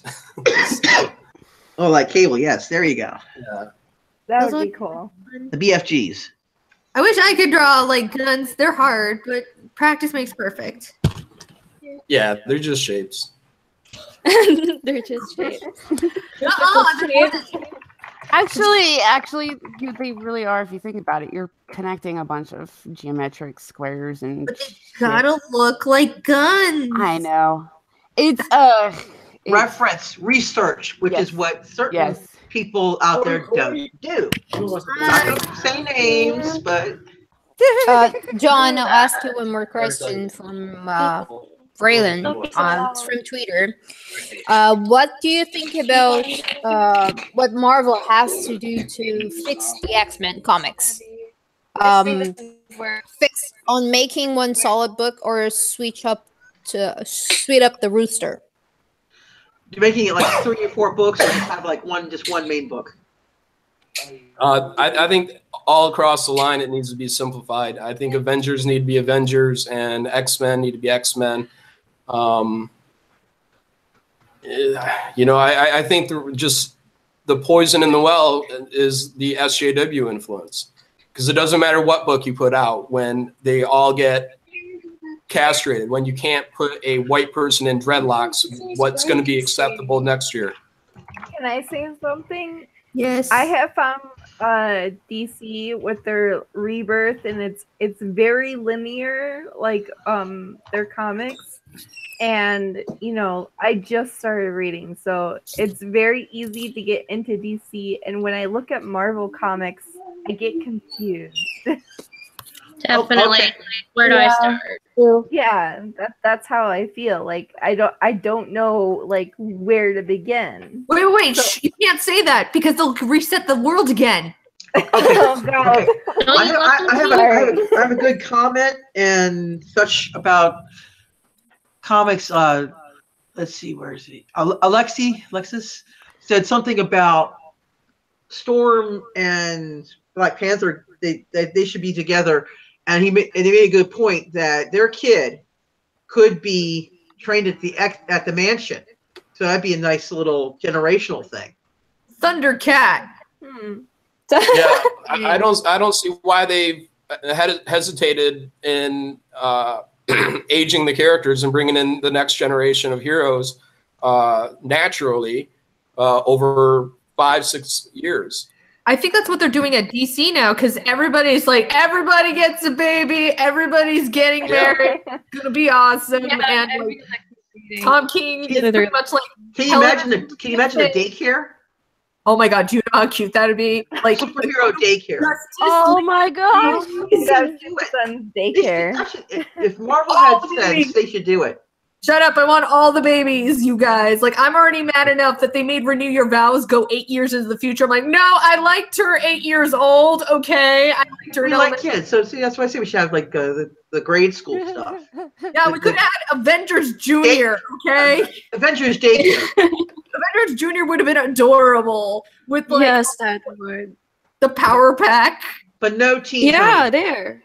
No teenagers, just a bunch of 5-year-olds running around. One has like spider powers. One has, like 3 of them are mutants. One's from it's Franklin, Richards, and Valerie, and they're all like, "We gotta go and stop villains!" But it's really just Power like pack. Power pack. Yeah, the power pack has to team up with them constantly. Yeah, that'd be great. People are saying that you're going pedo streaming tonight. How do you feel about books that are skewed for kids and skewed for adults? Do you think a comic book line should have that? And if so, why or why not? Or should it be for all ages? Should it be written for all ages? Or should you have Is this a question specifically for him or all of us? Well, I'm asking him first since he's our guest. Then we can all chime in. No, I was just wondering. Yeah, I'm trying to get him involved. I think a rating system is understandable. I don't think they should be for all ages. I think you can definitely have like a, I'm not even sure what the ratings are, E for everyone. I think they're gaming ratings now or something. I think it's all teen mature. All ages is the little kids or stuff. All ages, teen, teen, and then there's stuff mature. we don't see in Marvel and DC, but except for like DC superhero girls. That's for like all ages. But then we get the teenagers and up. Yeah, because I have some comic books in my stash that have all ages. Some of them have teen on them, and some of them I don't have any matures, but they did actually. I remember have a mature rating on some of them. I see them a lot from Action Lab. They're like, warning, this is adult content. Do not read unless you are like something. And I'm like, sweet. That's how you know it's for teenagers when it says adult content. Doesn't even have porn. It's just great blood and explosions and eyeballs everywhere. Yeah, that's where you go first. Yeah, you go for the murder. I'm sorry, I like Tomboy. Yeah, sorry. Okay, now in terms of collaborations, if you could choose one author out there, who would you want to work with and why? Mark Miller. He's Which Miller? He's not afraid to go for the gut. One of my favorite series is the when he did Old Man Logan in the the Wolverine run, but he did what I think comics should do, mainly Marvel, because DC does a good job of generational stuff. But that's why I think Old Man Logan was successful, because we've got to see where a lot of the Marvel characters end up. And that became interesting in and of itself to the story, which is basically a road trip story. And a little bit of Clint Eastwood's Unforgiven type framework. So, yeah, I think he knows how to write comics with balls. Yeah. That reminds me of something weird. Okay. Well, it's not really weird. I just find it like fitting for what we're talking about today. Is that there was an interview with Romita Jr. and he was stating in that interview about he's working on the Silencer series, and he states, "I want to be one of the most anti-PC artists out there," and like that's his whole entire thing is he wants to draw nothing but the raunchy stuff that we're not supposed to do. So hentai. I don't think quite hentai. Yeah, but I think what he means is he wants to be a hentai artist. No, he wants to draw women with boobs. Yeah, Okay. he wants to draw women with boobs. He wants to draw all the blood. He wants to draw all the gore. He wants to draw people punch each other. That's I love it. I will never be able to unsee. I promise. No. Yeah, I can see that now too. Like I just want to read right in there. He wrote, and then he makes doujinshi. Yeah. Hey guys, some of the people in the chat were asking me like, a couple, and I see that it already ruffles. It's saying, who's in the chat? Who's with Jon Malin? Because they know some people are here because Jon he tweeted me in the morning. Yeah, my morning, not yours. But like, if it would be good if we all introduced us a little bit, talk a little bit about ourselves, because this is a new channel, and some of the guys already know us from Twitter, but some don't. So it would be nice. Oh snap! I'm sorry, I forgot about that. It's fine. You first, Nerd Wonder. Yeah, I was thinking that we should do that at the beginning of each episode, just in case there's new people. Okay, I am Nerd Wonder. I made this channel, and I also do the Nerd Wonder, where I doodle and review stuff, and I like drawing. See, that's what I do. I doodle. Yay. Why don't you guys go? Who's next? I don't know. Well, I think the girls with the channels should go first. Yeah, the girls with the channel should go first. Oh, you threw us under the channel. We need Hot Pink. Where are you, Hot Pink? I'm right here. I'm HP Comic Collages. I'm at Comic Collages, and then hang around on Twitter too much. She's our info source. Yeah, she really is. Yeah. Queen of screenshots. Which is wonderful, but you devote too much. I'm kidding. Yeah, I know. It is a lot. like, but luckily today I kind of toned down for the most part because a lot of screenshots ended up only being in DM with certain people. Well, we gotta get somebody else to do the screenshots because you deserve a vacation, honey. Yellow Flash does them. I'm paranoid. It's like I gotta do I'm it. blocked by most of them, so. Yeah, but Yellow Flash does. Yellow Flash is the alternative. I'll get you an alternative so you can go on a break. No, I'm too paranoid. Comic Kitty. Oh, yeah. Hi. Hello. I'm Comic Kitty, and I have a review channel called Comic Kitty. And I guess I'm also making a comic about cats. Yeah. It's the best. That's why new here. Oh, Cute kitty. I love your kitties. Thanks. Mandy? Ew. oh, me. Mandy? Yeah, you. I have a failure of a YouTube channel that I'm still trying to figure out what I want to do with. And I'm on Twitter, and yeah, I don't know what to say. You're beautiful. It's not a failure. It's just you don't know what the direction it'll take. You have potential. I You have haven't potential. done a video since like last year, but I have one halfway done, and hopefully More than I'll me. do the rest of it. You're fine. We love you. You're so beautiful. We just started the year, Mandy. We just started the year. Don't put a lot of pressure on yourself. Yeah, there you go. Oh, and I just because I promised I would do a video on it, and I'm still making it. The comic rags, I would give a shout out for that, and everybody should check that out. Yeah, you're like Nerd Wonder, promising us a video for what, 3 years now? Yes. I'm pretty sure, and it's almost done. I went through every single lenticular cover except for Malin's. I actually had to get rid of yours. It was very pretty, and I liked it, but it didn't count. Stop doing live streams and do your job.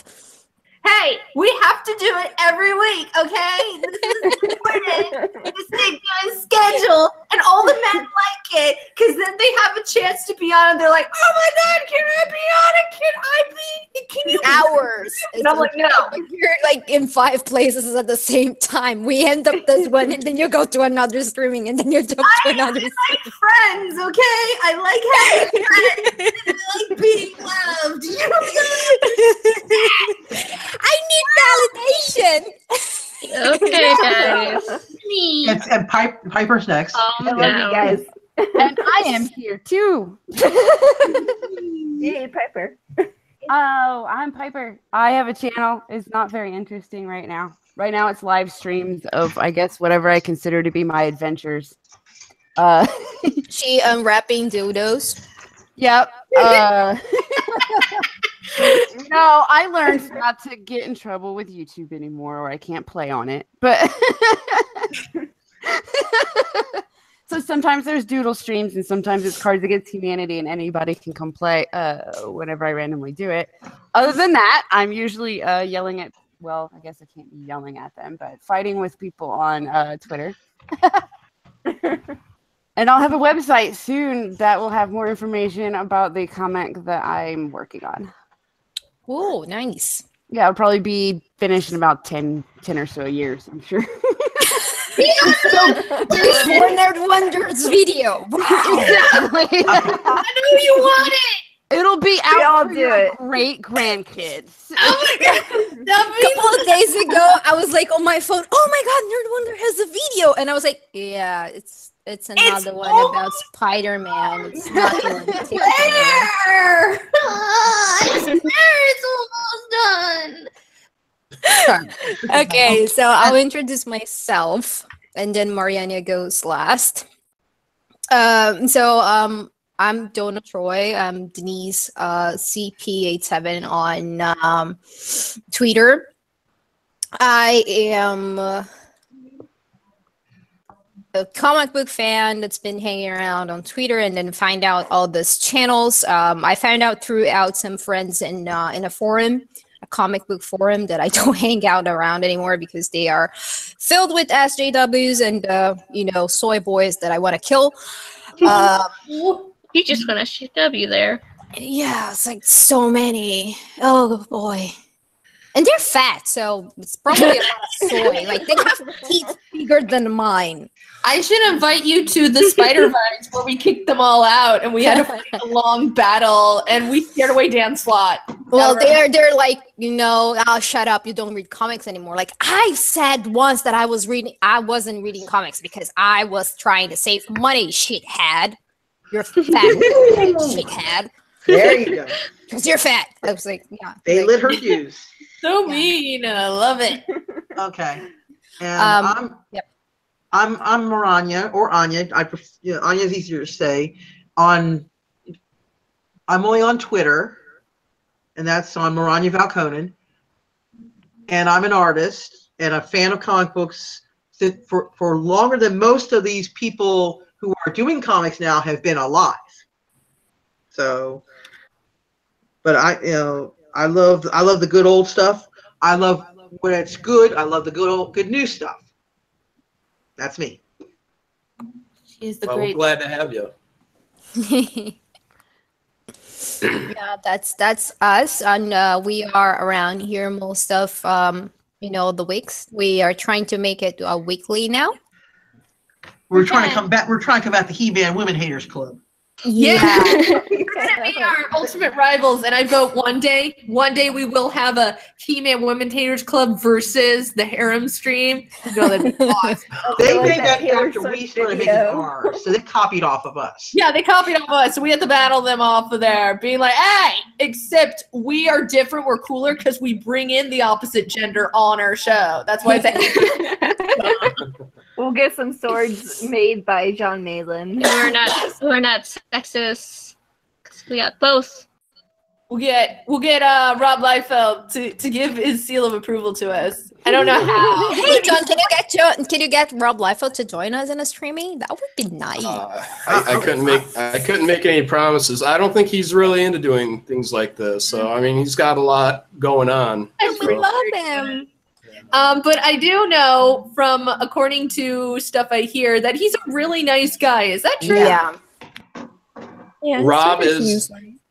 Rob should probably be the next ambassador to comics. He's great with fans, even when for a large portion of the last 5 years, I think it's been turned around.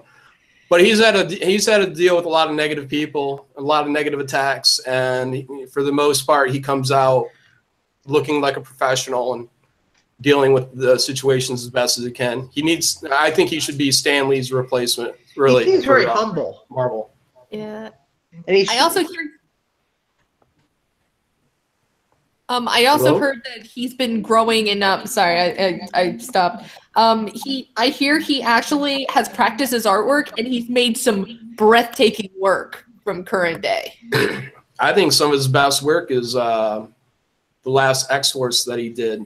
Yeah. And his Deadpool Bad Blood is really good too. So, you know, Rob's always had an eye for talent. He doesn't get enough credit for that. I would not be in the industry without his support. A lot of the people that are mainstream right now would not be in the industry without Rob giving them that initial hand, that step up in the early 90s. So you'll find a lot of love for him.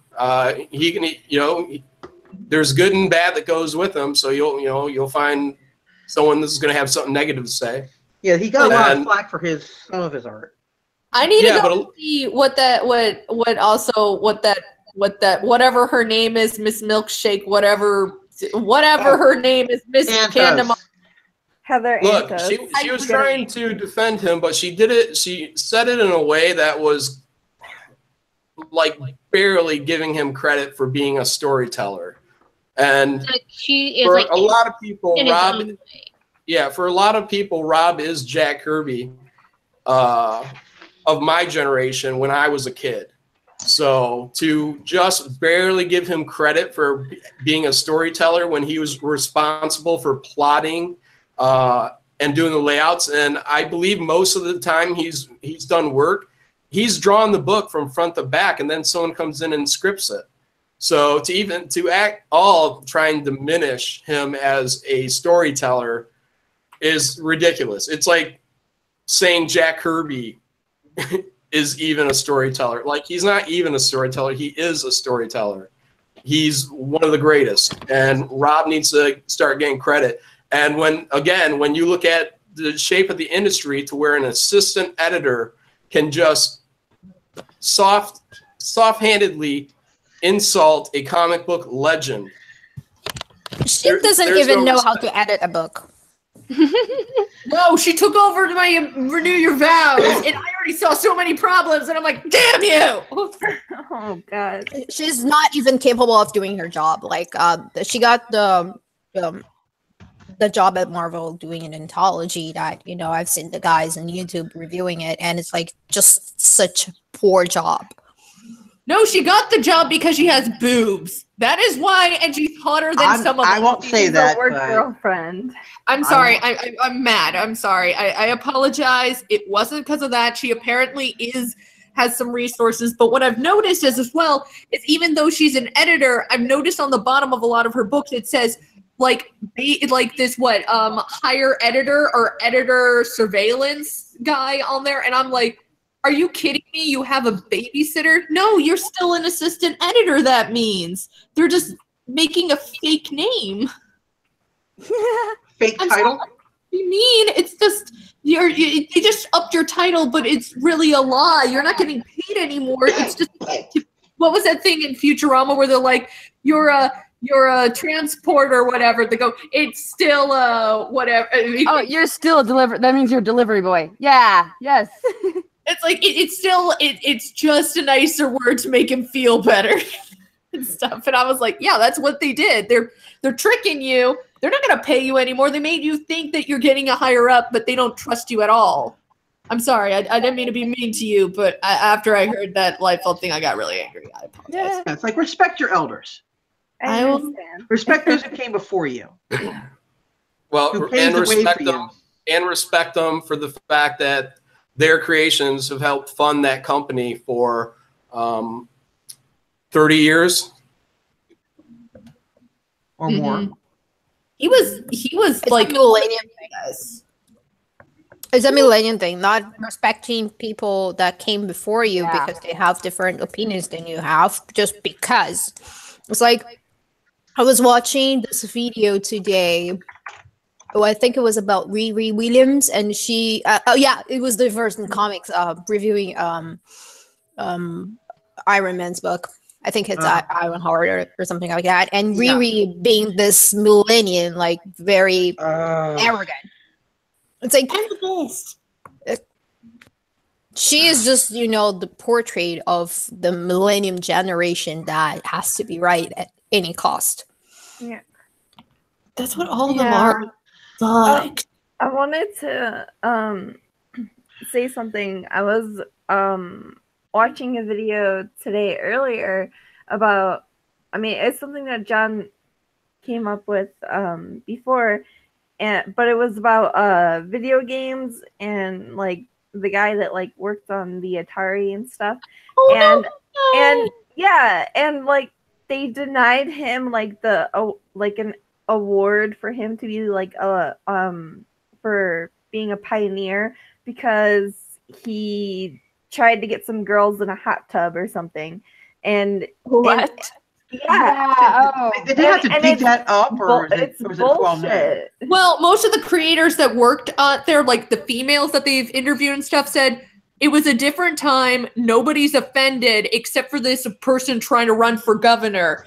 Like literally woo. Yeah, rocks. Every guy asks a girl to like, hey, do you want to do this? And it's like, that's not sexual harassment or anything. Yeah, but you want to know what? She wants to be governor or whatever, so she's going to use it like Jack Thompson did, except it didn't work for him because he doesn't have boobs. That's me. And that's why I think William Shatner said, doesn't he make fun of her? I forget who makes fun of her on the internet, but it's everybody. The entire internet. Okay, the entire internet makes fun of her. Yeah, but it's like you can do stuff and then like not be rewarded for your achievements because you like tried to flirt with somebody or something, and it makes no sense. You know what's weird? They still let like all these other creepers get their awards without any problems. Like, wow, you guys are actually trying to stop this dude when you guys didn't stop the pianist, who is pretty much confirmed to have done like what he slept with a girl in a hot tub who was like 14. Well, remember, all you have to do is say you're a feminist, and then you're good. It'll be great, except we're all going to be scared of him because that means he puts roofies in drinks. That's true. He's a Dr. Octopus. But that's the only out he's got, man. That's what he's got to do. I'm going to hell. I'm sorry. The only Doc Ock I've liked in recent years was when Matt Fraction wrote him in Iron Man during the Fear Itself storyline. When we see he tried to get Tony to try to cure him. That was good. That was good. And Doc Ock had Tony get down on his knees and say, "Please don't do this, Master." And at the end of the book, he was like replaying the scene over and over and over again. He's that. Yeah, that sounds like Otto. Yeah, and it was actually very well written. And then we get Slot Auto, which is masturbating to drink. Yeah. I want the milk bowl and the shirtless guy on my mind. Not this. Not this guy. Okay. Yeah, I like the cereal bowl, man. I'm sorry. I don't mean to interrupt or cause too much grief for everybody. And I know we're interrupting Malin if he wants to say anything. Yes, yes, we should be nice. I think Jon Malin wants to say something because he's in chat. No, I did. I'm going to have to get off here soon, but I did want to ask you guys, all of you specifically, if there was anything in my point of views where you thought that I wasn't being considerate enough to women or whatever. Not at all. I'm looking for legitimate women point of views on like you are like I said, we love cable. We love the original cable cover. I've agreed with pretty much everything you've said, and yeah. Like we said, if you're gonna put in the sexiness of the girls, definitely give your female readers and your gay readers some guys to look at because we like that. Yeah, and the women that are gay also want to look at other women that look. Okay, we have another very good question from Major Tom. He's been coming up with some really good questions tonight. What do we think can attract casuals into comics in this day and age, since there aren't fresh readers coming in? Oh, yeah, I actually agreed with the what he said, too. Cheaper books and switching back to newsprint. That I agree. Alternatives doing, man. And they're cleaning up. Yeah. That's because, like, most of the kids, they really just like the manga. Well, the manga actually has good plot, and let's face it, manga's cheaper to also pick up. Like, even in America, when we first bringing out Shonen Jump, it was $5 for 400 or whatever. What was it? 200 pages? 200 pages, 7 different mangas. Bam, the end. Yeah. Granted, it's a lot of it's usually black and white. It's really, it's like the battle of like entertainment. If you think about it, people try an anime and get sucked in. With me, with comics, Arkham Knight pushed me into trying, trades out, and I got sucked in that way. So gateways help. Like Marvel destroyed theirs, and that did not help me want to look into them. While DC has their big iconic gateway characters, movies and stuff help, and I think they can utilize that. Mm-hmm. But they're not over at Marvel. No, they are not. Like I have not. You cannot understand any of the characters. My friends want to get into comics. You know where they're going? They're going to DC. They're not going to Marvel because I look at the stuff and say, "Oh, look at this! It's all shit. Where's my character? Where's Bucky? You know." Exactly. Sexy Bucky's gone. No. Where's my Thor that I saw in the movies? Oh, he's not here. That's exactly what I thought. But Melly, answering your question, I don't think you were in any point in time in this streaming or on your Twitter or on the books that you've worked, like the last one that you were working, cable, sexist at any level. Well, thank you guys very much, because, you know, me personally, I just want to be sure that I also don't enter into an echo chamber. So we'll let you know if you do. It's important for me to come on here and talk to you guys, because clearly you're several women in here, and, you know, I'm looking to get point of view from the other side. So I don't think I've done anything. I don't think I've stepped over any bounds, but, you know, just to keep myself in check, you know, no, have a fresh point of any view. point in time you were mansplaining, or so you were talking to us. Yeah, the third lawyer is the one that does the mansplaining, because she's really into that thing. I'll be term. Get that stuff out of here. They made it up for a joke. People took it seriously. But no, like if we knew that you were like that, we knew that you were someone that bashes into women no matter what, like just because like I'm a man and women, like I hate women, we wouldn't have invited you to come. Well, to we would want to find out why. I don't know. I was gonna say I would we could invite invite people Daryl like on that here so and that I could know ask we them have a what good their time. problem is. Well, we should invite Daryl on here and have a good time trying to talk to that guy. You know that'd be funny. No. Well, I think Ethan did good in when Ethan brought in people from the opposing side. So I think that was really healthy, because, you know, just exposing people openly to different ideas and different ways of looking at things, you know, it may not make an immediate change, but, you know, people can change. They just don't necessarily do it while they're talking to you, because they have to eat a little humble pie, and it might take a couple of years, but you can always plant a seed. So, and if you're wrong, then that seed can be planted in you. Yeah, I just think that if we get someone really that has wise. opinions that are different than ours, we would run into the same thing that, you know, Ethan run with Mark Wade, or you run with the other SJWs, like bashing you on Twitter, because they would come, they would talk to us, and they would talk back at us in Twitter. I just don't feel that would be a good idea for our channel or our streaming, or, you know, for the people that watch the stream. We shouldn't be afraid to talk to them. No, I mean, I'm not saying that I'm afraid to talk to them, but I'd rather talk to them in person and see them crying than talking with them over, you know, the internet, and having them, you know, just turn it off their computers because they don't want to talk to me anymore, then go to their bed and then, you know, cry there because it's war. That's what the video. Just saying. This is you now, Donna. You're adorable, but evil. I mean, I wouldn't mind it. But there's as long as Donna is scared to on. come on and actually express their views.